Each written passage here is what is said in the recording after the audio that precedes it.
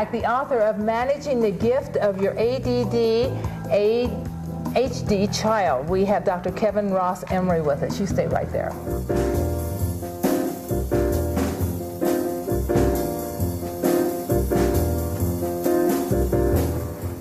Dr. Kevin Ross Emery joins us now. He is the author of Managing the Gift, Your ADD-HD Child. We're going to be talking about, among other things, medical misdiagnosis when it comes to ADD. I found that very, very interesting, Dr. Kevin, how there are so many misdiagnoses with ADD. Because many times a child in school who is slower than the rest, shall we use that word, a little slower in catching up, sometimes is diagnosed with ADD. Am I correct on that? Was I reading you correctly? Well, there's a couple of different things. Right now there's about 5.4 million children diagnosed with it. And the current estimate is about 20% of those, about 1 million of them, are misdiagnosed. Now that's a parameter of severe to mild. That's the whole gambit. The whole gambit. Okay. And what happens is that one of the telltale areas is like in kindergarten. If you have a 5-year-old that maybe is 4 turning 5 and just making it in, and he's in a class with, or she's in a class with 5 to 6-year-olds, the youngest ones in the class are more likely to get diagnosed with ADD-HD. And part of it is, it's simply that they're just a little less mature. Okay. They're just a little, they're not so quite they don't have ADHD at all. They may not have it at all. Diagnosis. Yes. They're just slightly immature. They're just slightly immature. Okay. And one of the other things is that, there's a lot of misinformation. We get partial studies that are released.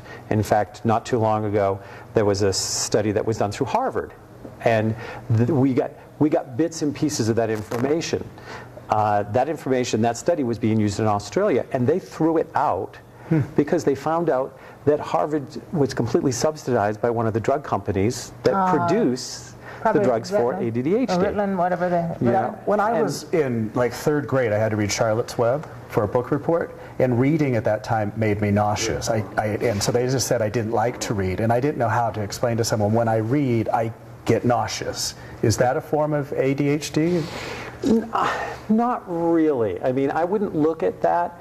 There may have been some things going on, between your visual input and your brain, and it may have been something that could have been affected by diet. Manifestation of something, diet, environment, other things going on. Okay. Yeah. Now, what age typically should we wait until a specific age or an age range to correctly diagnose this? You said early on misdiagnosis, but is there an age where we can really make a definitive on that more than another time?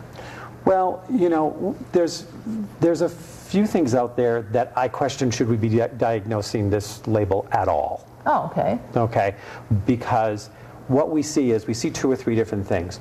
One is that one of the areas they talk about being impacted is the executive function area of the brain.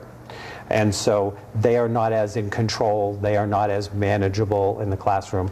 And in my first book, Managing the Gift, Alternative Approaches to Attention Deficit Disorder, I said we should have called this CIS, not ADD, which is Cultural Inconvenience Syndrome. We medicate them so that they behave better in the classroom. Yet studies are continuing to come out that say that in a 6 to 8 year time period, that they do no better than their non-medicated counterparts, that the executive function will catch up on its own if we allow it to, so the medication is not necessary.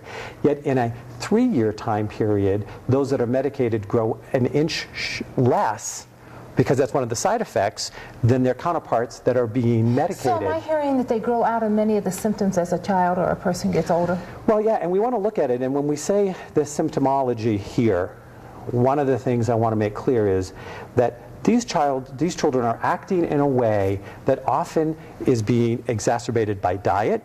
Oh, sugars and dyes, I've heard. Okay. Also, it could be exacerbated by parenting. And it is definitely being exacerbated by the condition of public education and what's going on. We're taking highly bright, highly creative children, and we're sticking them in a classroom. We're not giving them enough physical activity. We're loading them up with sugars. Then we're making them sit there and be bored. Right. And then they're starting to act out. They either daydream, they roll their eyes, they go here, they go there. And one of the things we want to make sure that we really look at here is all of the things that exacerbate this thing we call ADD-HD. I mean, I refer to ADD-HD as part of the evolutionary process. You call it a gift. Yeah, it is a gift, and it's here to broaden the bandwidth of humanity. We are looking that it started coming in the 1850s, and these were the architects of the 20th century. Alexander Graham Bell, Einstein, Edison.